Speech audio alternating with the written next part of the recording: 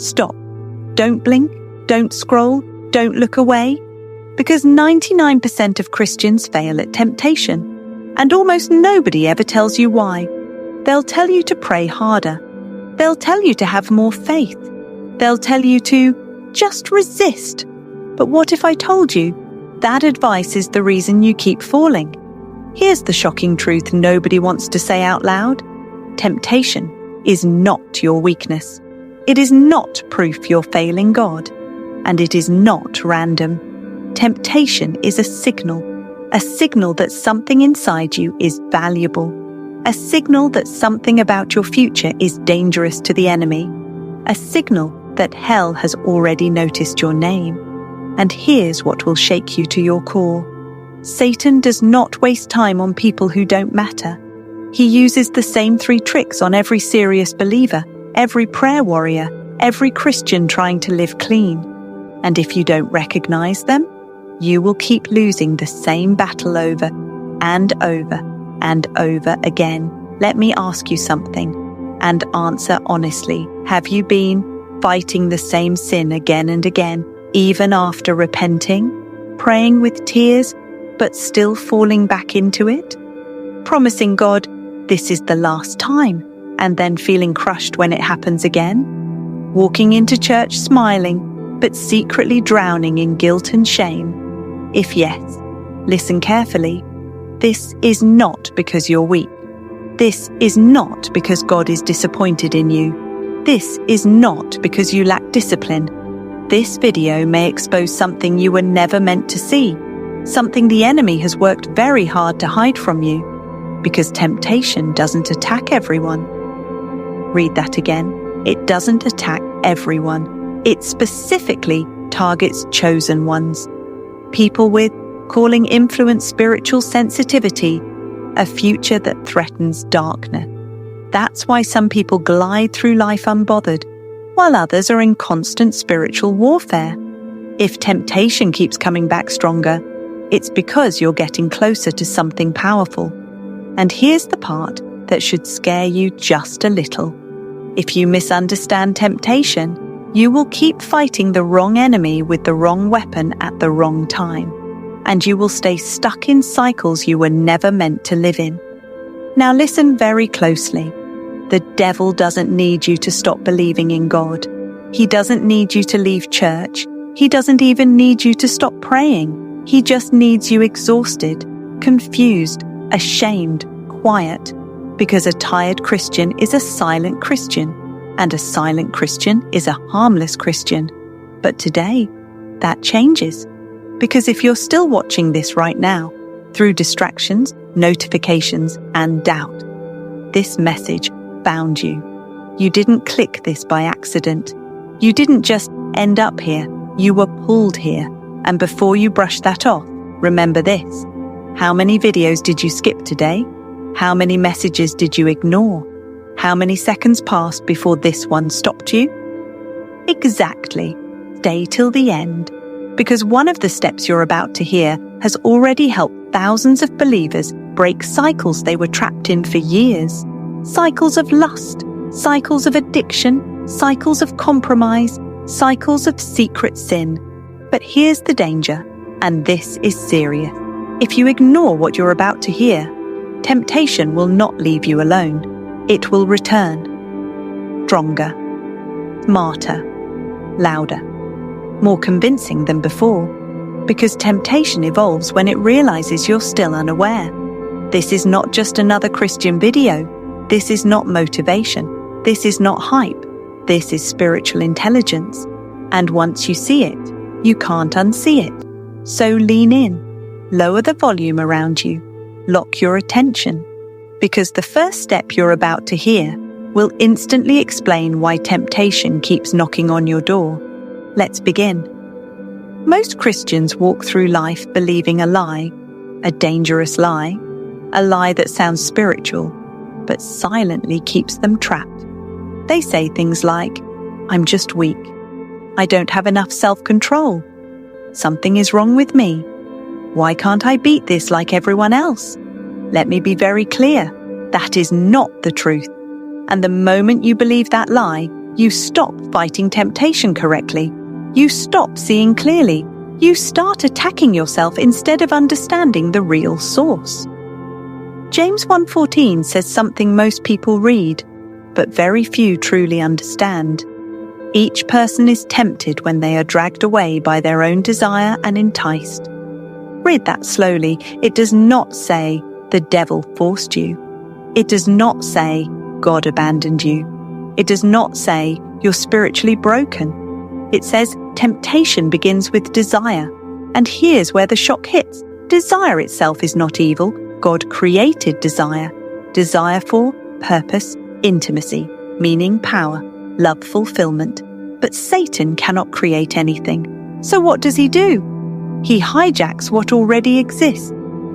Here's the truth most churches never explain. The devil does not create desires. He only amplifies them. He takes a God-given desire and twists the direction. He takes hunger and points it toward poison. He takes passion and redirects it toward destruction. That's why temptation feels personal. That's why it feels tailored. That's why it hits you in the same area, again and again and again. Because it's not random, it's strategic. And this is the part that should shake you. The temptation you face is directly connected to something valuable inside you. The enemy studies patterns. He watches where you're gifted, where you're sensitive, where you're anointed, and then he attacks that exact place. If your temptation is lust, it's because you carry deep intimacy potential. If it's pride, it's because leadership is on your life. If it's addiction, it's because you're wired for intensity and focus. If it's anger, it's because power flows through you. Satan doesn't tempt what's useless.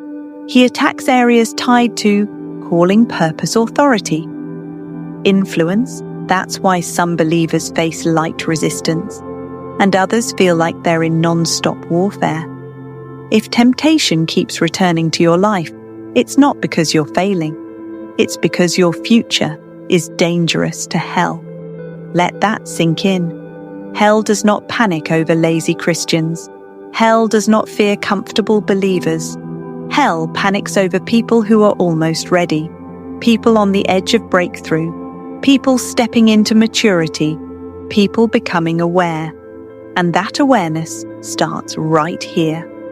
Comment right now, I am a target for a reason. Say it, type it, own it, because the moment you stop calling yourself weak and start recognizing the real source, your power begins to return. But don't relax yet, because here's where most Christians make a fatal mistake. But here's the twist. Recognizing temptation alone is not enough. In fact, and this is important, if you fight temptation the wrong way, you actually make it stronger. Most people respond to temptation with panic, fear, self-hatred, aggression. They start saying, I hate this about myself. Why am I like this? I need to crush this desire. But here's the spiritual law no one tells you. Whatever you focus on, you feed. The more you obsess over the temptation, the more attention you give it. The more you wrestle it emotionally, the deeper it roots itself. That's why willpower alone fails. That's why shame never heals. That's why promising never again usually ends with falling again. Because temptation is not defeated by force. It's defeated by understanding. And in the next step, you're going to learn something that sounds simple, but completely changes how temptation loses its grip. Something that separates those who keep cycling from those who finally break free. So don't move, don't skip, don't assume you already know this, because what you're about to hear next will expose why fighting harder has never worked for you. And once you see it, you'll never approach temptation the same way again. This step offends people because it destroys one of the biggest Christian myths ever taught. Most believers say things like, I'll resist it, I'll be strong, I'll stand firm, God will give me the power to fight this. Sounds spiritual, sounds brave, sounds mature, but it's dangerous. Because when it comes to temptation, bravery is not strength. Obedience is. Now listen carefully to what the Bible actually says. 1 Corinthians 6:18. Flee from sexual immorality. That word flee is not poetic. It is not symbolic. It is not optional. It means run, escape, create distance immediately. Get out before your emotions catch up. Notice what Scripture does not say. It does not say, fight it. It does not say, stand there and prove how strong you are. It does not say, have a conversation with it. It says, flee. Here's the hard truth. You do not overpower temptation. You outrun it. Temptation is not impressed by your confidence. It feeds on it. The moment you think, I can handle this, you've already stepped too close. This is where so many believers fall. They don't fall because they wanted to sin. They fall because they stayed too long. They stayed in the conversation. They stayed in the environment. They stayed in the moment. Now look at Scripture, not emotion. Joseph didn't pray longer. Quote verses at her flex. His faith he ran. He left his coat. He left his reputation. He left the situation. Why? Because Joseph understood something most Christians don't. Distance is a spiritual weapon. Now compare him to others. Samson fought temptation. He argued with it, played with it, tested it, and he fell. David stared. He lingered, imagined, entertained, and he fell. Joseph fled, and he didn't just survive. He rose. This pattern is not coincidence. It's instruction. Temptation always wants conversation. It wants you to think, just this once. I won't go too far. I'll stop before it gets serious. But victory never comes from conversation. Victory comes through distance. Distance from certain apps, certain people, certain places, certain times of day, certain emotional states. This is not weakness. This is wisdom. But here's where the teaching usually stops. And this is where most people get confused. Because some of you are saying, I ran, I blocked them, I deleted the app, I left the room. And yet, you still feel pulled, you still feel tempted, you still replay it in your mind, which leads us to the uncomfortable truth. Comment, right now, I choose to flee. Say it before you hear what's next, because this next part explains why fleeing sometimes feels like it doesn't work. But here's the twist. Running away physically is useless if your mind is still attached. You can leave the room and still be mentally present. You can delete the app and still replay the image.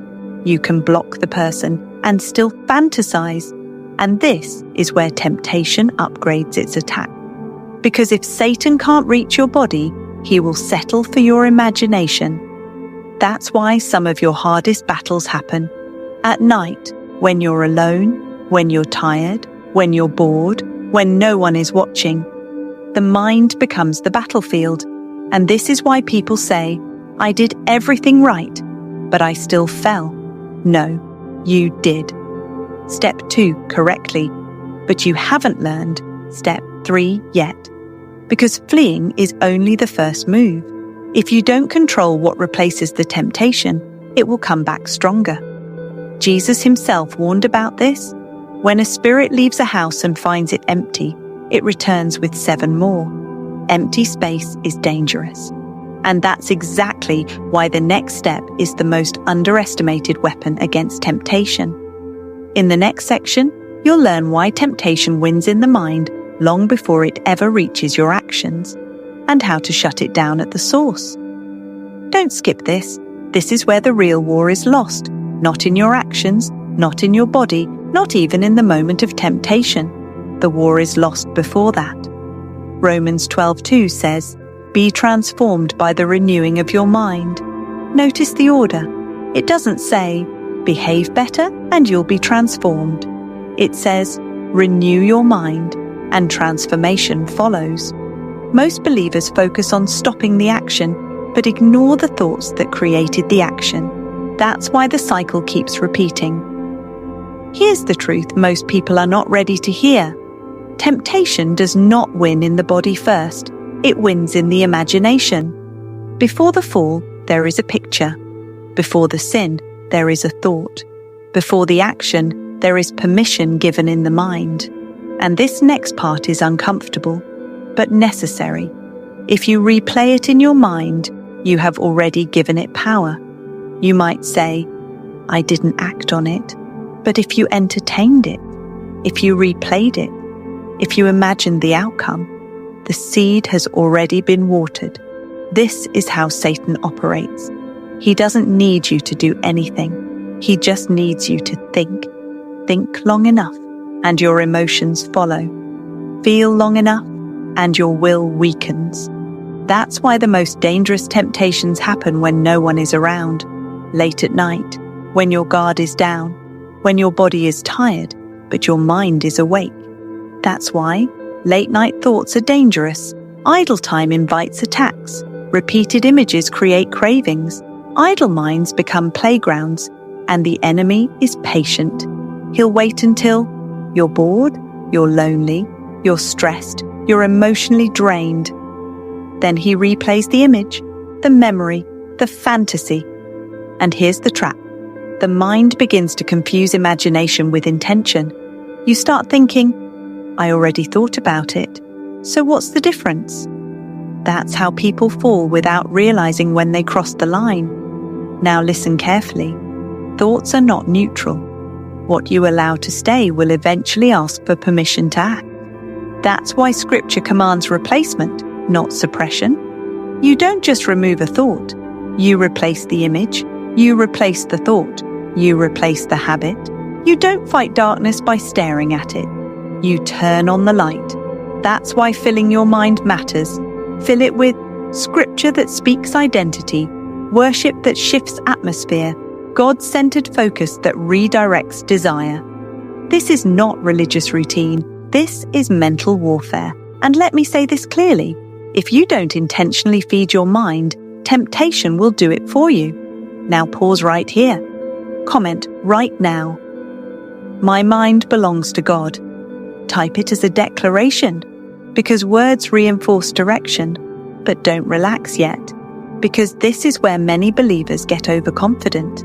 They say, I'm reading my Bible, I'm praying, I've changed my thinking, and yet they still fall, which leads us to a truth that is rarely preached, but absolutely critical. But here's the twist. A renewed mind still needs spiritual covering, because isolation is Satan's favorite weapon. Let me explain.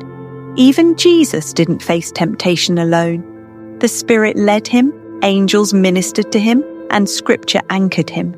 Now think about this. When do temptations hit hardest? When you're alone, when no one is watching, when accountability is absent. The enemy loves isolation because no correction exists, no perspective interrupts, no encouragement reinforces truth. Isolation makes lies sound reasonable. That's why secrecy strengthens temptation. The more private the battle, the more powerful the pull. And this is why many believers say, I know the truth, but I still struggle. Knowledge without covering is exposure. Renewing your mind is essential, but walking alone makes you vulnerable, which is exactly what we're going to expose next. Because in the next step, you'll see how isolation keeps cycles alive, and how one simple shift can cut temptation's strength in half.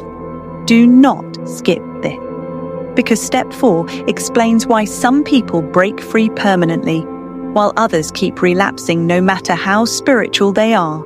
Let's go there.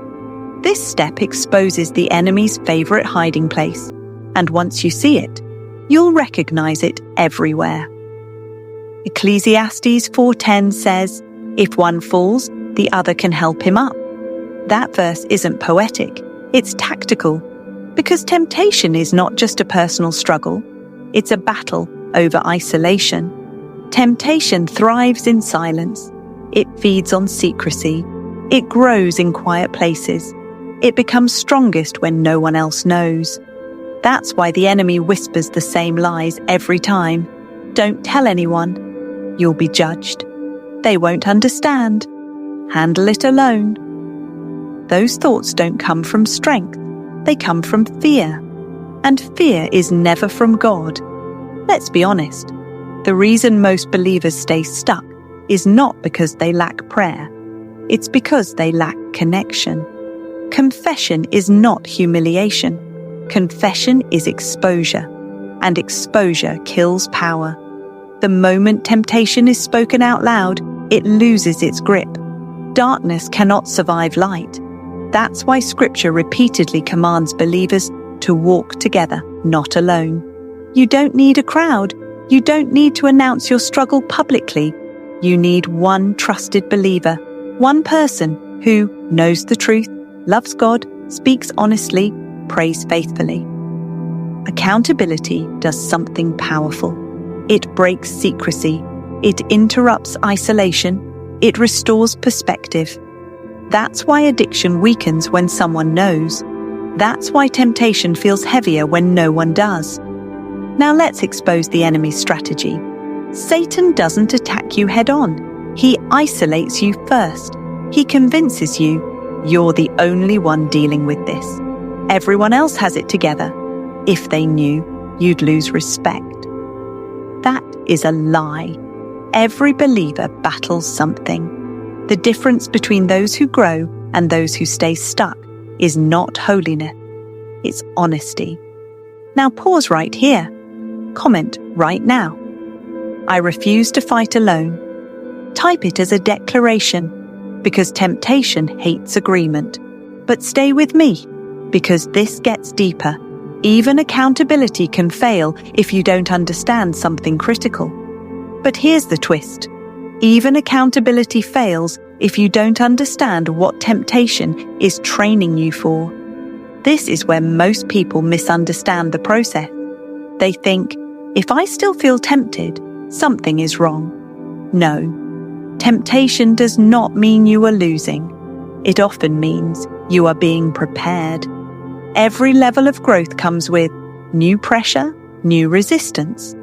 New testing temptation is not always an attack to destroy you.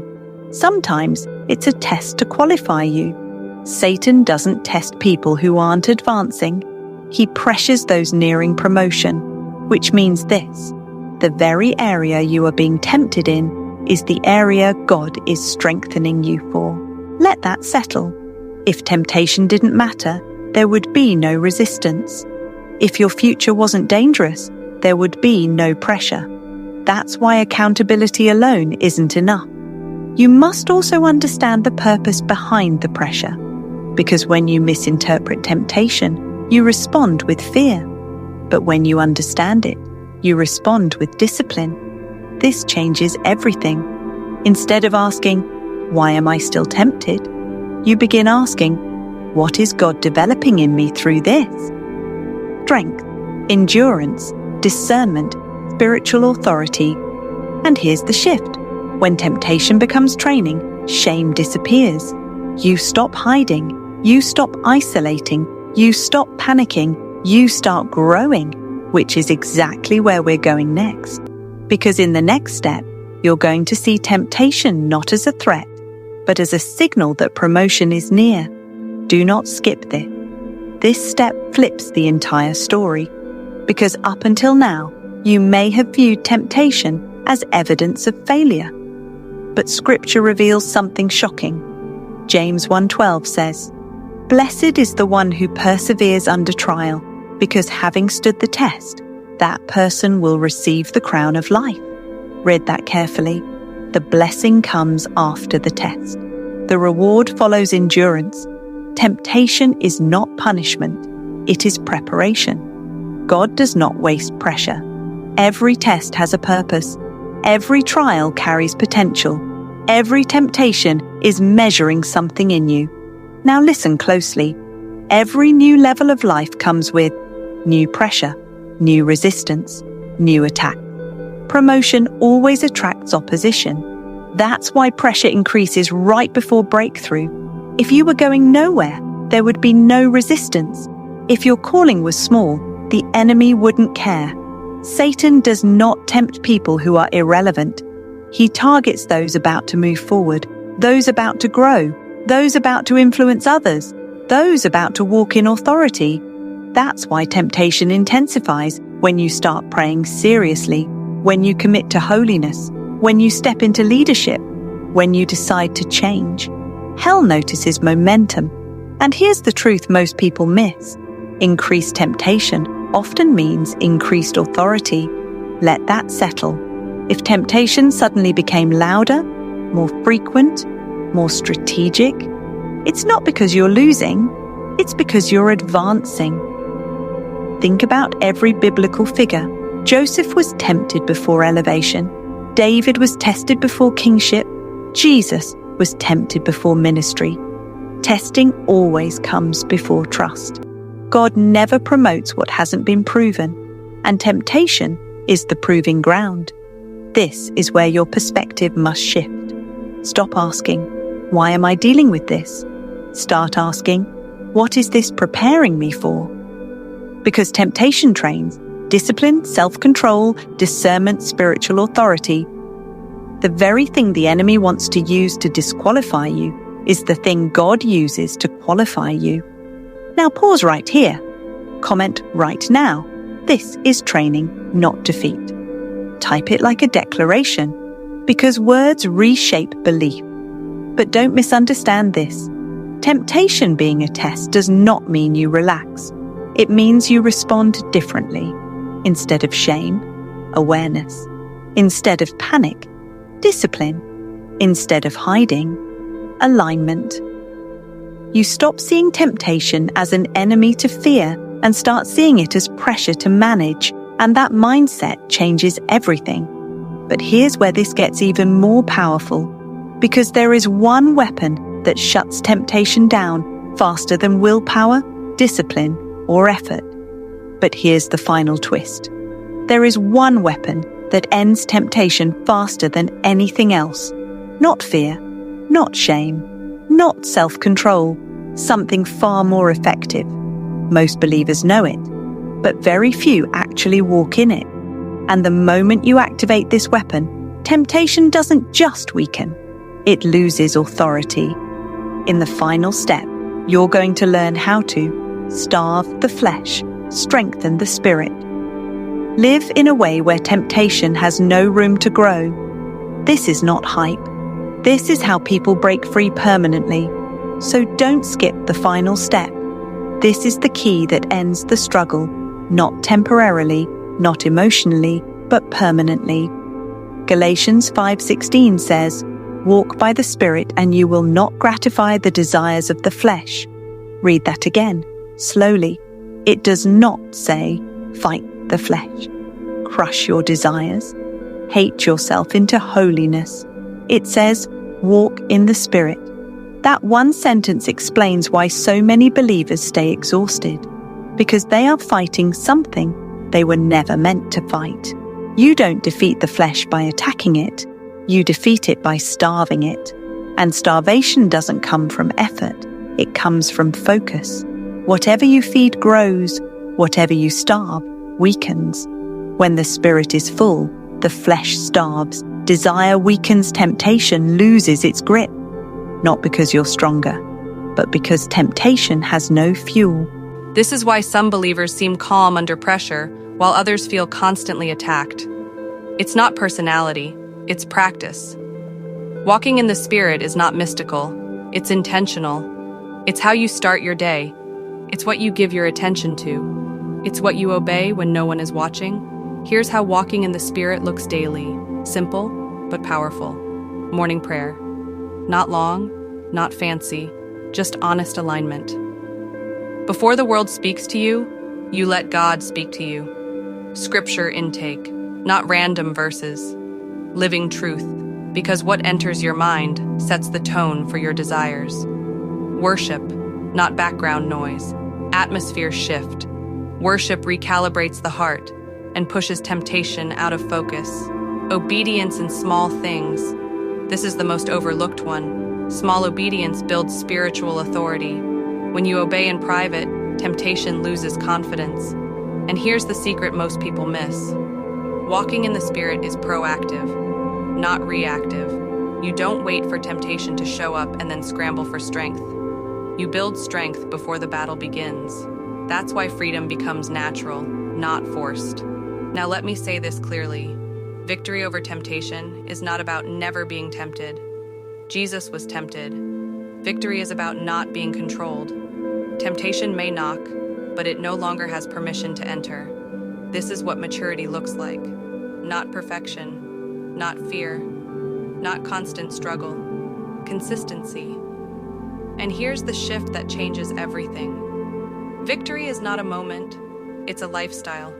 It's who you are becoming, not just what you're avoiding. When you walk in the Spirit, guilt loses power, shame disappears, confidence returns. You stop identifying as someone who struggles and start identifying as someone who is growing. Now listen to me carefully.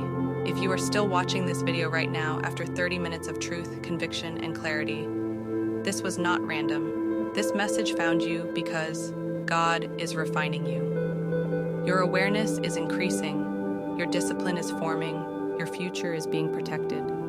You are not weak, you are being trained, you are not failing, you are learning how to walk, and temptation will not win. Now don't leave without sealing this moment. Final call. Do this now. If this message convicted you, comment, "I choose holiness." If you are breaking a cycle today, comment, "The cycle ends now." If you believe God is strengthening you, comment, "I am walking in the Spirit." Comment all three, not for me, for you, because declarations anchor decisions. This video found you for a reason. You are not behind. You are not forgotten. You are not defeated. You are being refined, and temptation will not win.